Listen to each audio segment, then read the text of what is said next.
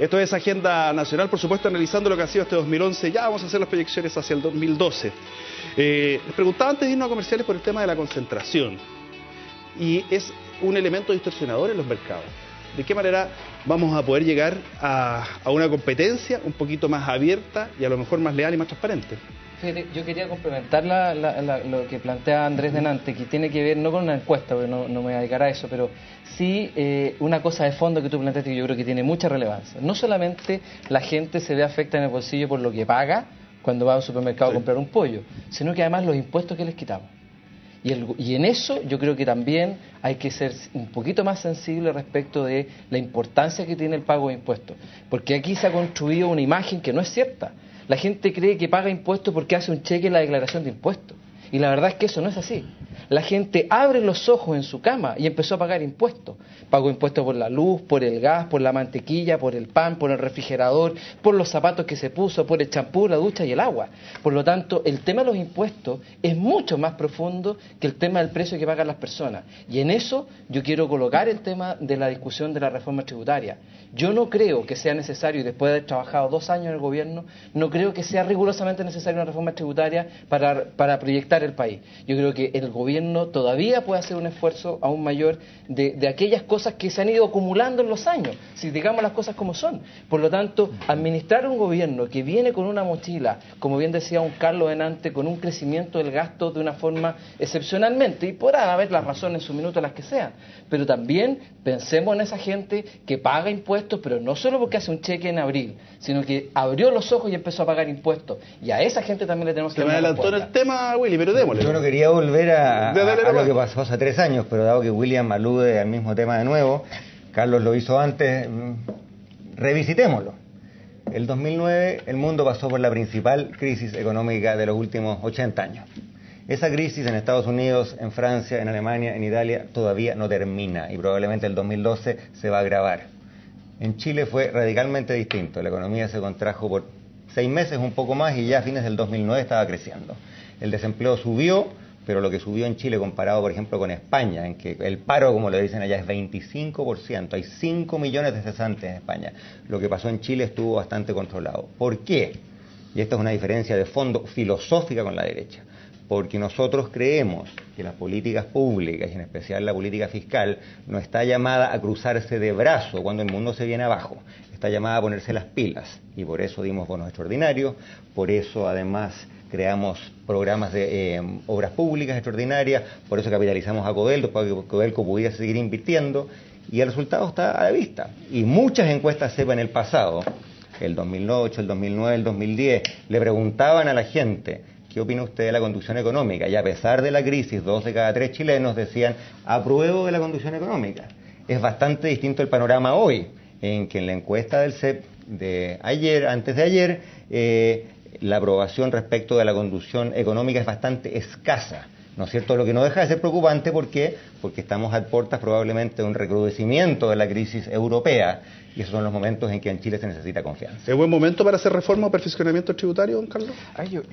Si reforma tributaria significa aumentar los impuestos, yo francamente creo que no es un buen momento, pero no soy entendido. Yo soy abogado y jardinero. Esto último lo hago mucho mejor que lo primero. Pero Manual de Economía de Izquierdo Araya, en que yo estudié hace 2000 años, o Paul Samuelson, decía de que aumentar la carga tributaria cuando se está en una etapa en que la economía se encoge puede terminar congelando la economía. Si aquí lo medular no es esto de cruzarse de brazos o no cruzarse de brazos, como dijo Andrés, como una maldad infinita. No, nosotros no decimos que el Estado tenga que quedarse así nomás y que se pudran los pobres, porque eso es lo que estás diciendo tú, que se pudran los pobres. No estoy de acuerdo. Lo que hay que hacer es mover los brazos con inteligencia. Y si acaso hace falta redistribuir la carga tributaria, probablemente. Pero yo pienso que aumentar los impuestos en este minuto puede no ser bueno. Pero una discusión que no se puede evitar. O sea, no, ya estamos, por supuesto que durante el 2012, ¿qué va a proponer usted para poder trabajar en el tema tributario? Yo creo que lo que hay que hacer es ver que los impuestos que existen se inviertan bien. Chile tiene un presupuesto de 61.000 millones de dólares este año, 12.000 millones dedicados a la educación. Tenemos el gran super panorama de la educación por delante, que consiste no tanto en dictar la infinidad de leyes que se han ido generando, sino en emplear bien el dinero que se gasta en educación. ¿Y en caerle el diente, por ejemplo, a la elusión más que a la evasión. Bueno, eso siempre. O sea, todos tenemos que hacer una contribución a que la sociedad funcione. Si yo no estoy por ese asunto de que, mire, a mí que me registren. No, todos tenemos que poner lo nuestro, y en Chile existe la noción de progresividad de los impuestos, incluso incorporado en la Constitución. Pero el gobierno tiene mucho que hacer, lo ha hecho. Yo creo que la gestión de don Sebastián Piñera ha estado en esa dirección. No hemos tomado palco, como se insinuó aquí. Estamos activos ¿hasta y dónde atentos, se debe llegar durante el 2012? La mejor contribución a la igualdad, que se ha creado empleo. Eso sí que pone pan sobre la mesa, mucho más que los discursos esos tipo botafuego, digamos. No, el empleo, y ha bajado el desempleo y han mejorado el valor adquisitivo de los salarios. ¿Hasta dónde cree que se debiera llegar en el tema tributario durante el 2012?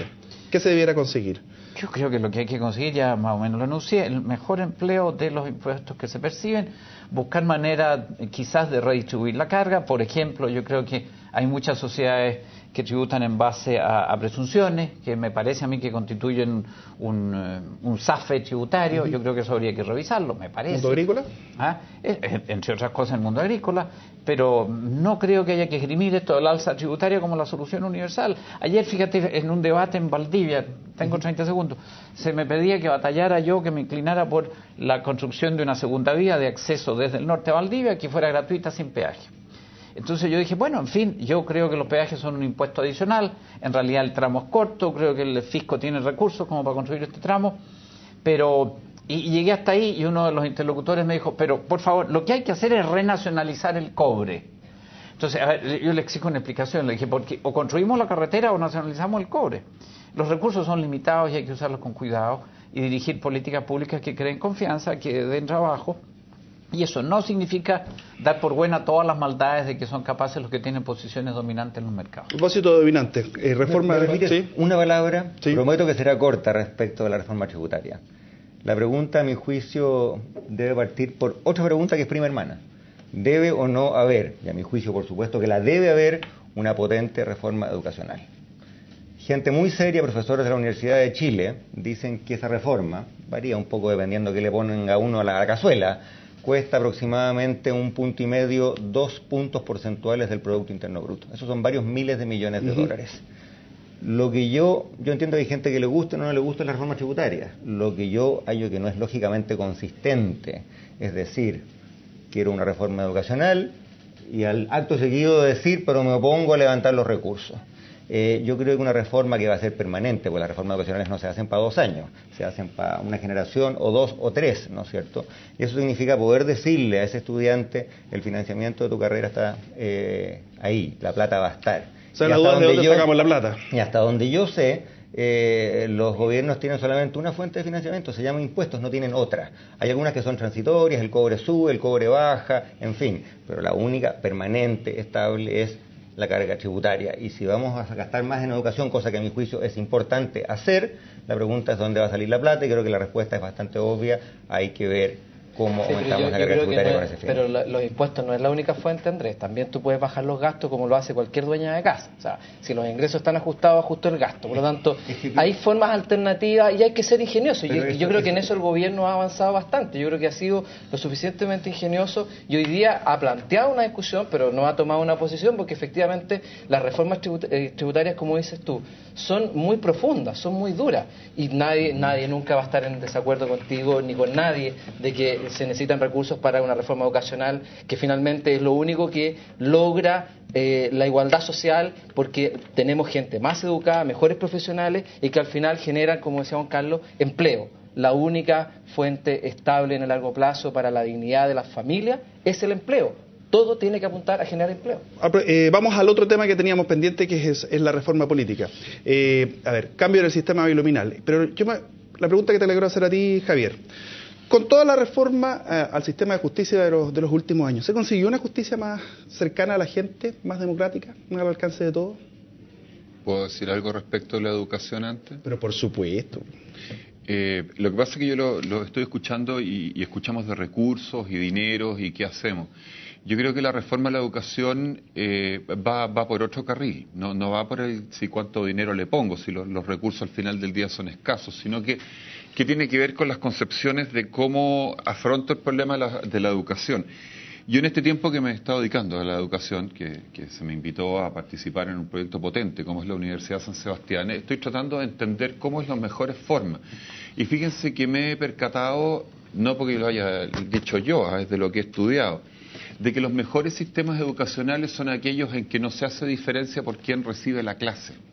Dicho de otra manera, que el gerente, el hijo del gerente, el hijo del trabajador, el hijo de la persona que abre la puerta, el hijo del que opera la máquina, van al mismo colegio. La receta no es mía, esto está estudiado, está trabajado y unos temas muy interesantes, países quizás muy desarrollados al lado nuestro, por ejemplo, esto lo estuve viendo de Suiza. ¿Por qué? Porque la sociedad como tal no se fractura. No solamente tenemos la ventaja de que estamos juntos, todos ahí de chicos, digamos, pues en este país habla siempre de que para la movilidad social es muy bueno tener contactos y conocidos, que eso se logra ya de inmediato, sino que además se asegura la calidad, porque estamos todos detrás de la misma calidad. No sé si me explico. ¿Sí? Todos detrás de la misma calidad. Por lo tanto, yo les diría, antes de decir, mira, esto lo vamos a hacer con tanta plata, o con esta plata, o con esto, yo creo que nos falta una discusión en torno a si nos interesa seguir manteniendo el sistema educacional que tenemos. Y les voy a poner, perdón que lo hable desde mi punto de vista, pero la Universidad San Sebastián es un proyecto que se dirige como universidad privada y que capta un alumnado, digamos, que muchas veces esas personas no podrían tener otra oportunidad de educación. Y por lo tanto, uno dice, bueno, si fracturamos, digamos, nuestra sociedad, que a nivel de universidades lo entiendo, lo puedo entender. Pero a nivel de enseñanza básica, a nivel de enseñanza preescolar y a nivel de enseñanza media, ahí ya no lo puedo entender. Por lo tanto, a mi manera de ver, aquí nos falta una discusión de qué decía antes de los pesos más, los pesos menos, que la reforma tributaria o no reforma tributaria, que entiendo que es un temazo. Yo creo que pongámonos de acuerdo en algunos puntos esenciales, previos, digamos. O sea, nosotros creemos que la educación en Chile está bien estructurada de tal manera que tenemos que seguir perseverando en el sistema que está, y estando los recursos, ¿no?, etcétera, o tenemos que dar un paso antes, y con esto termino, y decir, mire, ¿sabe? Lo que pasa es que aquí, antes de ver eso, tenemos que ponernos de acuerdo en torno a si queremos, digamos, esta fractura social que yo percibo, que está en nuestra base desde el origen. Perfecto. Vamos a hacer una pequeña pausa y volvemos. Me están debiendo todavía el sistema binominal, no he podido tener. Estoy viendo de que si es una de las deudas, de las cosas que vamos a tener que trabajar durante el 2012, que ya está comenzando.